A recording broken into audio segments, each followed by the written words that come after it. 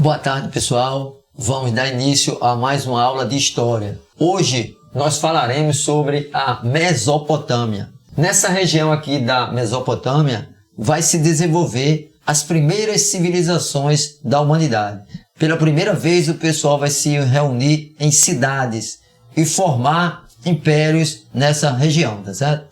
Então, Mesopotâmia, primeira coisa que o pessoal tem que saber. Mesopotâmia significa terra entre rios. E quais seriam esses rios? Os rios Tigre e Eufrates, tá certo? Então, Mesopotâmia, terra entre rios, rios Tigre e Eufrates. Está aqui, ó. Aqui nós temos o mapa e ali está o nome Mesopotâmia, em vermelho, e acima do nome Mesopotâmia o rio Tigre e abaixo o Eufrates. É nesse vale aí, nessa região desses dois rios muito importante que vai se desenvolver a civilização da Mesopotâmia. Vários povos vão dominar essa região. Essa região aqui, ela fica no Oriente Médio, é a região que pertence ao continente africano, mas ela fica no Oriente Médio, a região chamada de Oriente Médio, fica entre a África, a Europa e pegando a parte da Ásia, tá certo? E essa aqui é muito importante porque é uma região de interesse histórico e geográfico mundial. Tem muito petróleo, muitos recursos minerais, principalmente petróleo nessa região, e existe uma constante disputa para ver quem domina essa região. Essa região, ela fica num local chamado de crescente fértil. Como vocês podem observar no mapa ali, ela é crescente porque tem a forma de uma lua crescente.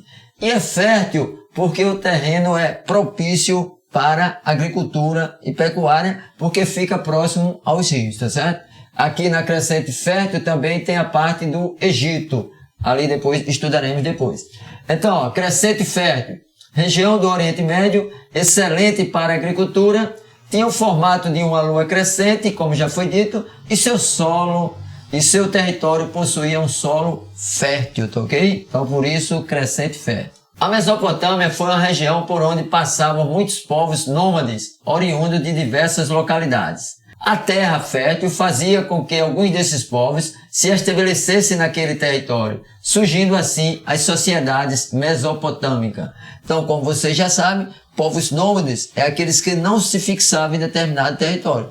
Então, eles vêm para aquela região e eles passam a ser sedentários. Ó, Mesopotâmia entre rios já foi falado, localizado entre os rios Tigre e Eufrates, e vários povos ocuparam. Nós vamos estudar apenas 4 povos desses que habitaram a Mesopotâmia: Sumério, Amoritas, Assírios e Caldeus. Tem outros povos que habitaram também essa região, mas esses 4 aqui seriam de maior destaque. Está ali a região da Mesopotâmia e esses povos que nós iremos estudar: Assírio, Babilônios, Sumérios e Caldeus. Primeiro, os Sumérios. Os Sumérios foram provavelmente os primeiros a habitar o sul da Mesopotâmia. A região foi ocupada em 5.000 anos antes de Cristo pelo povo sumério, que ali construiu as primeiras cidades de que a humanidade tem conhecimento, como Ur, Uruk e Lagash. É o seguinte, existe uma grande, nos livros, divergem sobre as primeiras cidades da humanidade, tá certo? Mas essas aqui estão entre as 3 primeiras que surgiram.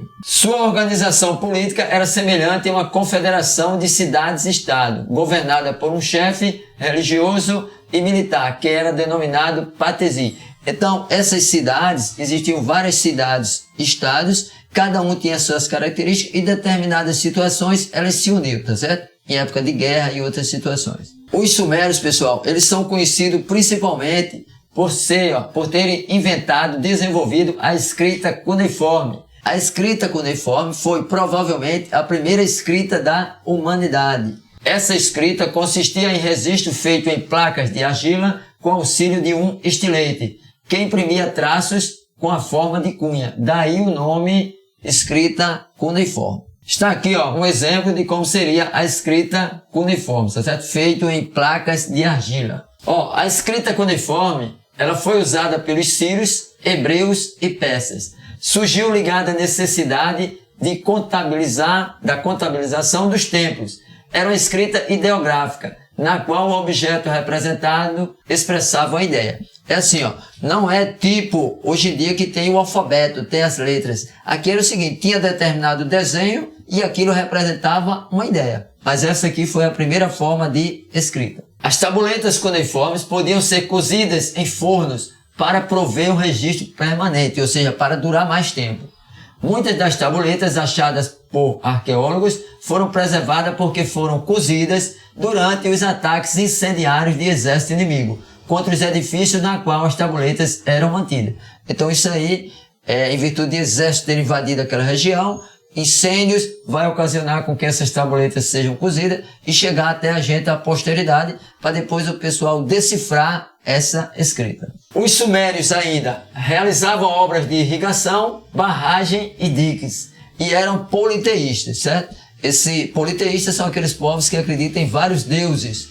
Nós só vamos ter o primeiro povo monoteísta nos hebreus, que os hebreus vão ser o primeiro povo monoteísta, aqueles que vão acreditar em apenas um Deus. Algumas cidades sumerianas, Kish, Nippur, Lagash, Uruk, Eridu e U. Essas cidades, elas faziam parte da Suméria. Amoritas, que é o segundo povo que iremos estudar, ele também foi chamado de primeiro império babilônico. Os amoritas, no início do segundo milênio antes de Cristo, a região da Mesopotâmia constituiu-se em um grande e unificado império que tinha como centro administrativo a cidade de Babilônia, daí o nome de babilônios também, situada nas margens do rio Eufrates. Este povo é conhecido também como antigos babilônicos. Então, amoritas, antigos babilônicos. Este povo, os amoritas, é conhecido também como antigos babilônicos porque os difere dos caldeus, que veremos depois, fundadores do segundo império babilônico, denominados de neo-babilônicos, ou seja, novos babilônicos. O soberano que mais se destacou foi Hammurabi,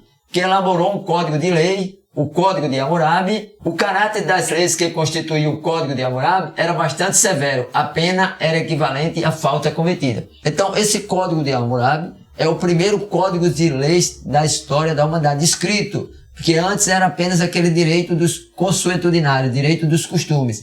Esse aqui vai ser o primeiro código de leis escrito. E ele era baseado na chamada Lei do Talião. Lei do Talião, que está aqui, O castigo seria proporcional ao crime cometido. Olho por olho, dente por dente, todo mundo já deve ter ouvido falar essa frase. Então isso aí vem do Código de Hammurabi. O Código de Hammurabi é o primeiro código de leis que se tem notícia. Contém 282 leis, abrangendo praticamente todos os aspectos da vida. Ou seja, vai tratar do comércio, da propriedade, da herança, direitos da mulher, família, adultério, falsas acusações, escravidão. Então é um código bastante abrangente, esse Código de Hammurabi. Aqui, só para o pessoal ter ideia, nós temos um artigo. O artigo 25, está lá. Se o construtor edificou uma casa, mas não reforçou seu trabalho, e a casa que construiu caiu e causou a morte do dono da casa, este construtor será morto.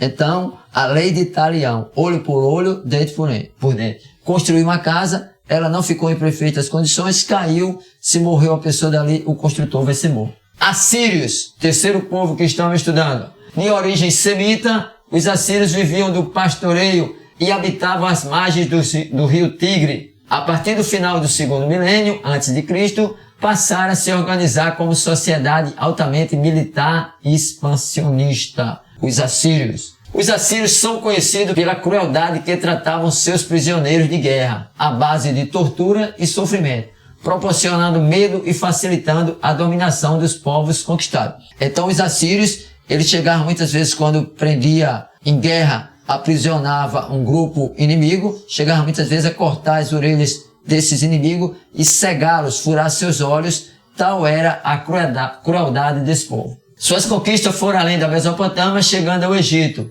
O centro administrativo do Império Assírio era Nínive, onde foi feita a Biblioteca Real de Assurbanipal, com mais de 22 mil placas. Então esse imperador, ele vai fazer na cidade de Nínive uma grande biblioteca. Temos aqui, a biblioteca mais antiga do mundo. Biblioteca, conjunto de livros, então a mais antiga do mundo, foi construída na cidade de Nínive. Mais importante, era a cidade mais importante da Síria, e o rei Assurbanipal II, por volta do século 7 a.C., ele vai construir essa grande biblioteca, onde foram armazenadas tabuletas da escrita cuneiforme. tá certo? Então, parte do conhecimento desses antigos que viveram na Mesopotâmia, nós sabemos também pela essa biblioteca. E os caldeus, que vai ser o segundo império babilônico. Tivemos os primeiros, e aqui é o segundo império babilônico. Com a destruição dos assírios, os caldeus se aproveitaram para dominar a Mesopotâmia.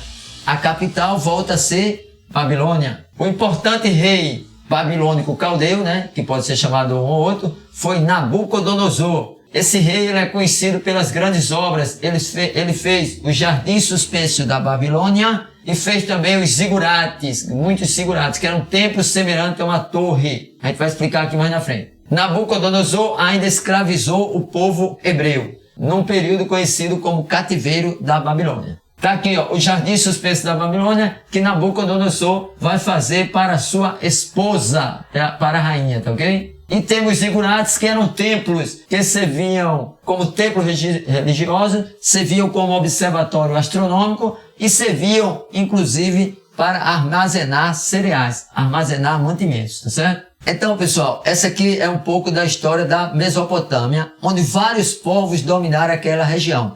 Nós vimos aqui apenas 4, mas tem outros povos que também dominaram aquela região, tá certo? Valeu, até a próxima.